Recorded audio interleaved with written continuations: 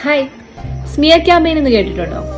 Ever been painted as the villain when all you did was set boundaries or walk away from toxicity? You might be dealing with a narcissist smear campaign. നിങ്ങളെ മോശക്കാരനാക്കാനും അതിലൂടെ ഒറ്റപ്പെടുത്താനും ഒരു നാർസിസിസ്റ്റായ വ്യക്തി നുണകളോ exaggerated fabricated സ്റ്റോറീസോ ശരിക്കും നടന്ന കാര്യത്തെ മറച്ചുകൊണ്ട് പുതിയ കഥകളോ ഒക്കെ പ്രചരിപ്പിക്കുന്നതാണ് smear campaign. Why do they do this? Simple ആയിട്ട് പറഞ്ഞാൽ അവരുടെ ഇമേജ് പ്രൊട്ടക്ട് ചെയ്യാൻ. They shift blame and make you look like the bad guy while they play the victim.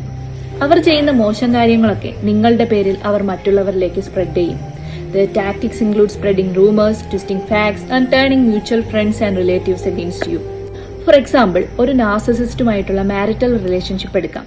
വിക്ടിമോ മറ്റുള്ളവരോ ഈ നാർസിസിസ്റ്റിക് പാർട്ട്ണറിന്റെ എക്സ്ട്രാ മാരിറ്റൽ അഫയേഴ്സ് അറിഞ്ഞ് അയാളോട് അതേപ്പറ്റി ചോദിക്കുകയാണെങ്കിൽ ഇയാൾ വളരെ വിദഗ്ധമായി പ്ലേറ്റ് മാറ്റും. തന്നെ ട്രാപ്പിലാക്കിയതാണ് അതുപോലെ വിക്ടിമിന്, here in the sense his partner, മറ്റു റിലേഷൻഷിപ്സ് ഉണ്ട്, അവരുടെ സ്വഭാവം ശരിയല്ല തുടങ്ങി വളരെ മോശമായിട്ടുള്ള രീതിയിൽ മറ്റുള്ളവരോട് വിക്ടിമിനെ പറ്റി ഇല്ലാ കഥകൾ പ്രചരിപ്പിക്കും. അതിനായി അവർ വിക്ടിമായ വ്യക്തി മുൻപ് അവരോട് പറഞ്ഞിട്ടുള്ള കാര്യങ്ങളെയൊക്കെ അവർക്ക് ഇഷ്ടമുള്ള രീതിയിൽ ഫാബ്രിക്കേറ്റ് ചെയ്തെടുക്കും.